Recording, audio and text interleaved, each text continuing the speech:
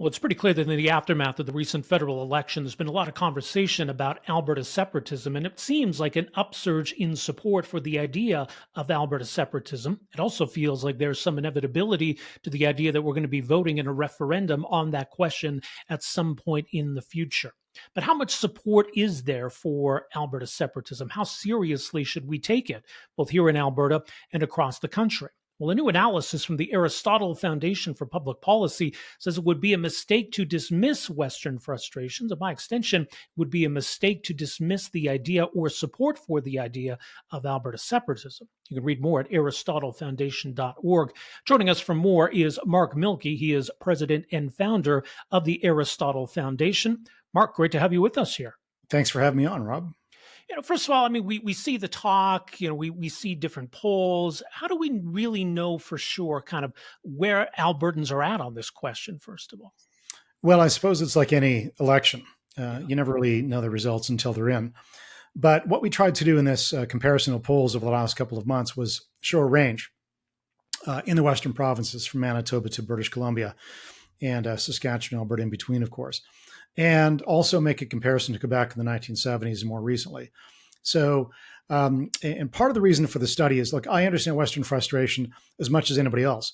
I've written a lot of studies on equalization, the problem with federal transfer programs. I was the head of research for the War Room, the Energy War Room. We did a lot of work out of that research department trying to explain to the rest of the country why oil and gas and why energy matters and why they shouldn't be hindering it. And I'm a born and raised Westerner. I was born in British Columbia, born and raised there. Spent a lot of my career and life here in Alberta, where I'm at now in Calgary. So I get Western frustrations as much as anyone. And in fact, I've done a lot to try and alert the rest of the country to this. So we decided to write this particular brief for the Aristotle Foundation, though, on the polls to basically say to the rest of the country, if you just look at the polls now as a snapshot in time and you want to underestimate the populist fervor out here is perhaps the best way to put it, as some did in response to Preston Manning about 2 months ago, then I think that's a great mistake. What the polls show, if you look at various polls, that, Manitoba doesn't seem to be a lot of interest there. I think it was like 8 to 12% or something, the range of possible separatist inclinations in that province. But on the high end, in Alberta and Saskatchewan, you're looking at 36, 33%, British Columbia, 20%. Now, one can poo-poo that and say, yeah, well, that's not going to get you across the finish line.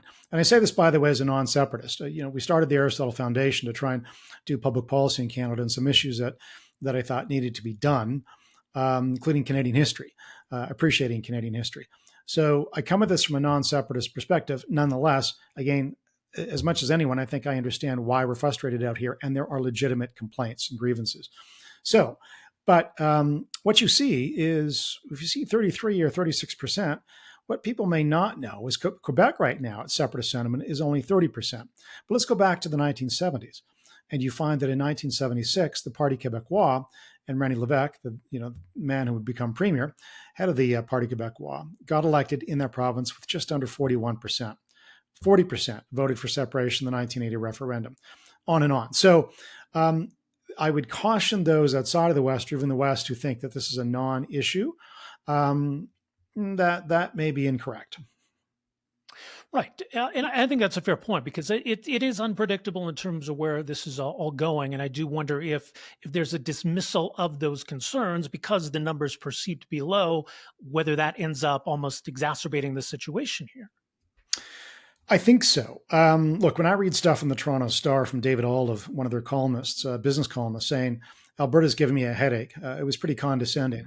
And he talks about the amount of money that the federal government spent on the TMX pipeline, $34 billion, and says, shouldn't you, Albertans in particular, not the other three Western provinces, I guess, shouldn't you Albertans be grateful? No, because if you understand the history of TMX, Kinder Morgan was going to get that pipeline done on its own. And then Justin Trudeau came in as prime minister, and Stephen Gibault and the rest of them, and really made it difficult, started to cancel pipelines like Northern Gateway, which had already been approved, so on and so forth. So someone with an understanding of the West, i.e. often those here, but even someone in Toronto or Montreal or the rest of the country who understands that issue, would understand that the federal government stepped in, spent a truckload of money they didn't have to if they hadn't been so anti-oil pipeline down to their genes. So, So when you see someone from Toronto poo-poo the notion of Western separatism, they also misunderstand the context. There's a great long historical context in the West, which maybe in central Canada some are unaware of, which is that it took decades after Confederation for Saskatchewan and Alberta and Manitoba to get resource rights that other provinces had at Confederation or when they joined. 5 decades after that happened, in the early 1930s, you had the National Energy Program in the West, which of course was akin to, and for those who don't know it, refresh their memory, if I recall the percentages, it would basically force Western energy companies to sell their oil domestically, at least, at 85% of the world price. That's like telling Ontario automakers to sell their cars at 85% of the world price, or what they think they could get domestically.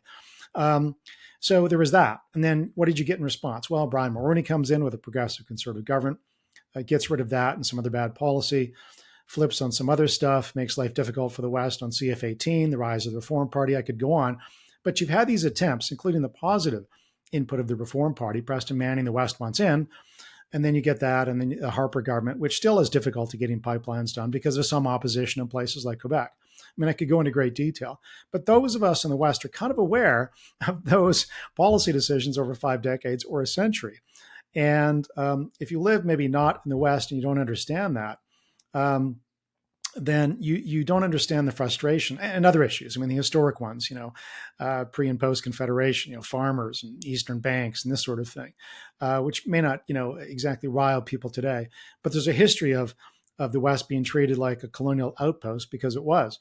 And I think there's a different, animus now in that in Western Canada, what animates separatism is this notion that you've got, and it's not the first time, you've got some Quebec politicians that have too great input into what's a federal or what's a provincial, jurisdiction, resources. Yeah. And, so on and on. And so this is why I think Central Canada doesn't get it. But also, this is the other difference. And one of the differences we point out in this Aristotle Foundation study on polling and Western separatism.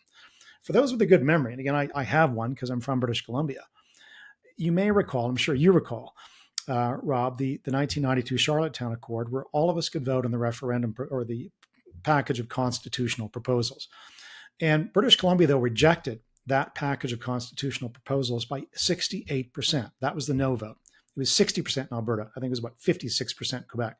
Why did British Columbians overwhelmingly reject that constitutional proposal that would have brought Quebec in? It's because it was giving Quebec special status, along with some other groups. And growing up in British Columbia, there's nothing we hated more than seeing Quebec be treated with, a special status. And so I think even if separation is only at 20% today, if the federal government does something that is against British Columbia's interests, for example, and you don't know what it would be in advance necessarily, you could see separatism, or at least anti-Ottawa sentiment ramp up. And so I think it's a mistake, again, for people to look at the polls as static. Just 20% in British Columbia might favor separatism. Right. Or 36% in British Columbia, or Alberta, rather. Yeah, but what happens if you get a dynamic leader? What happens if some issue arises that makes British Columbians feel that they're annoyed by Ottawa and separatism ramps up? So I would look at some of the numbers you've seen in polls, Rob, and others have seen in polls as a potential floor, not necessarily a ceiling. Yeah, that's interesting. And I mean, in terms of some of the differences between Alberta and Quebec, I mean, it's often noted that, in Quebec you have right-wing separatists, you have left-wing separatists. Like it's less Right. political maybe or partisan in that sense. Here in Alberta, it seems like support for separatism falls pretty much exclusively on what we would call the right. I mean, A, is it fair to say that? And B, to what extent does that matter?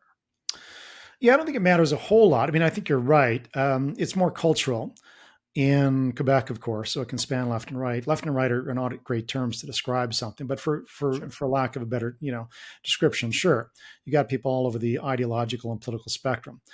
And in the West, it's more in Alberta, now Saskatchewan. Increasingly, it's more economic, but it's not just that. It's a sense that we've tried. The West has tried for a very long time to make the best of 1867 institutional style frameworks, really, for the Constitution, right? Whether it's Parliament guaranteeing, or a certain number of seats in the Senate rather being guaranteed to places like PEI, in Quebec, or other things that we have to put up with in terms of the federal transfer payment program, where basically for a long time it's been Ontario, Alberta, and British Columbia. When you do the net calculations that contribute into the pot, the other provinces take out on a net basis, and even some provinces in the West. But when, I mean, maybe the best way to explain it is, I think after a number of attempts to kind of correct the deficiencies out there in the constitutional framework or political framework, and without being partisan about the last election, you see a party come back in that for the last 10 years made it really difficult, if not impossible, to develop resource projects in the country from Justin Trudeau downward. Then, I talked to a CEO who best illustrates this problem before the election, who said, look, 5 years ago, separatism was a fringe thing. But he sat around at a dinner one night with 20 CEOs. 18 would vote for separatism these days. And it's not because they're radicals. It's because they're like, listen, they can go down to the United States and do business. They can't here. And so eventually you just go, why? Right? Now, again, I'm not endorsing that. I think we'll muddle through somehow. But on the other hand, this paper was written less with Westerners in mind, more to Central Canadians and Atlantic Canadians to say, if you ignore these things, keep in mind in Quebec, when Quebec separatists think about voting for separatism, what do they have to consider if they know the numbers? How are you going to pay your bills, right? Because Quebec gets $13 billion from equalization alone. But in the West, in Alberta and British Columbia, especially in Alberta, some Albertans might be tempted to vote for separation because they think, I don't like all this money being, funneled through the federal government, which then makes it difficult for us to do business here. Or going to Quebec, which has politicians, not the public. The public actually favors pipelines in Quebec, at least a plurality does. But they look over there and go, really, another Quebec politician telling us what we cannot do with our own resources, which is a constitutional right of the provinces across the country. So I think, again, if one is in the rest of the country, looking at the West and poo-pooing this sentiment, yeah, that probably inflames it. But I think it's actually, I fully understand why some people would vote for separatism, because they're like, we've tried every other way, electing different political parties, like in the 1980s, having our own independent political party in the 1980s, being nice to the rest of the country, cajoling, and then we still can't get stuff done. So that will drive separatism, especially when you're a wealthy part of the country. That can sometimes drive separatism more than if you're a poor part of the country. The same dynamic exists in Spain, by the way. Basque separatism, the north part of the country, around Catalonia, around Barcelona, that's one of the richer parts of Spain, not the south. And so sometimes you get the richer part of the country going, I don't like how we're being treated, we're gone. Not endorsing it. I'm just saying people want to understand the dynamics behind potential separatist sentiment. Don't overlook that, because that's a powerful one. Unlike Quebec, where who's going to pay for your wonderful social programs and everything else you like to do in Quebec? Yeah, it's an interesting dynamic because that's part of the sense here. It's like, well, we could do it on our own. We could be fine on our own. And that, I think that's a different question, because by the same token, I think those that would be frustrated with Alberta, those that you referred to, they sort of look at Alberta and say, well, what other provinces thrive more than Alberta? What are you Right. complaining about? Well, and of course, and to begin with, this is where history matters. One of the reasons we set up the Aristotle Foundation is to introduce some history into these arguments. Right. Those of us here in 2014 understand what happened when the oil price collapsed. It was pretty devastating. And basically, Alberta went through a 5-year recession. And some of us tried to help the province out of that. I was on the campaign committee for Jason Kenney. We sat around a boardroom trying to figure out what should the policy be in the 2019 election. One of the things we did was drop the corporate tax rate from 12 to 8, try and diversify the economy, attract all sorts of investment. Frankly, it worked. But if you know your history in terms of the oil prices, oil starts to come back, 2016? Lots of investment goes south to the Americans, not to Alberta. And so people here are suffering during that period. And I gave a speech once to explorers, an explorers association, geological, well, they were engineers, but also, I forget the exact term, but basically those who were on the front lines of exploring for new finds. Half of their membership was unemployed in 2016 when I talked to them. So people here know that, they have that memory, and they understand that investment did go to the rest of the world. It revived pretty quickly in the United States, unlike Canada. And so for other Canadians who say, yeah, well, you're wealthy. Yeah, but no thanks to, again, some politicians in some parts of the country trying to handicap what we're trying to do here, in Alberta in particular, and to a lesser degree, Saskatchewan. So yeah, that dynamic, it's not just going back 50 years to the National Energy Program or 45 years. It's like, no, we know what happened after 2015, and when you cancel the Northern Gateway pipeline, things like that send a very strong message. Drop dead, basically, and people here remember that. So, and while they still have some money and are wealthier than the rest of the country, they're like, yeah, they know people that are unemployed. They know there's a high unemployment right now in terms of the youth, et cetera, et cetera. And they see their kids going south. That's another dynamic we shouldn't forget in Canada. This place used to hire people, kids out of high school to go make six figures in the oil sands and drive water trucks. That's not really as much there as it used to be. Yeah. So I think for the rest of the country to understand, Albertans, and again, I've been now here since 2002, and I was a bit here in the 90s as well. So I can speak as an Albertan, but I can certainly speak as a Westerner, as both. When that dynamic is in play, one has to be very careful about saying, yeah, well, try me. You may find, people may find a lot of Albertans, if a referendum comes about, they may not be hardcore separatists in the sort of cultural nationalist sense that Quebecois were in 76 or 1980 or 1995, but they may take a risk. Yeah. And it's interesting because Quebec has the Bloc Québécois. Quebec has the Parti Québécois, who probably form the next government there. Alberta doesn't have that. And, we saw in the recent by-election and what would probably be a sympathetic riding, a separatist party finished third, even behind the NDP. But how much do we read into that, the difference between partisan politics and an idea? I think very little because, first of all, I mean, what do they call themselves? The Republican Party of Alberta or something? Yeah. I mean, what a silly, with due respect, what a silly title, for a political party. At the same time, Donald Trump has been attacking Canada on trade issues. So they're drinking their own bathwater, perhaps, on the name. So I don't think it tells you much, again, for the reasons I mentioned. If you're getting, sentiment that's spiking to 36%, what if you get a charismatic leader? I mean, the West has a history of charismatic leaders, populist leaders. I mean, Tommy Douglas, in the 1930s, 1940s, 1950s. What about Preston Manning coming out of nowhere, in the 1980s? A bespectacled, accountant-looking type who takes a party from nothing to the official opposition based on Western frustrations and some frustrations in the rest of the country. So there is a history of populism in the West. And I come from British Columbia. I mean, one of the first populist premiers was probably W.A.C. Bennett from my hometown of Kelowna, 1952 to 1972. It's not absent in British Columbia either.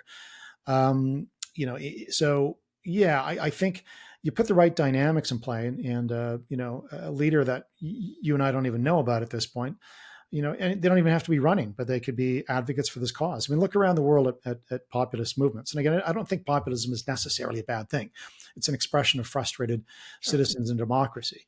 The means and the ends may or may not always be right, but that's not the point. The point is, if people feel they're being ignored and they find someone who carries their cause forward, Donald Trump is a pretty imperfect vehicle, but he's obviously touched into a lot of frustrations in the American psyche, in some people's minds and souls. Same thing here.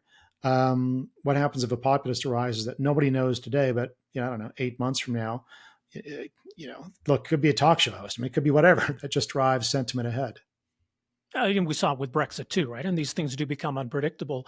And Right. I mean, the other thing too, I mean, even if a referendum fails, if you've got 35, 40% of Albertans or in any other region of the country that upset, feeling that discontent that they would vote that way, even if it fails, technically, it's something that we should worry about, isn't it? Yeah, because it may come back. It may disrupt investment patterns. It's a bit like starting a war.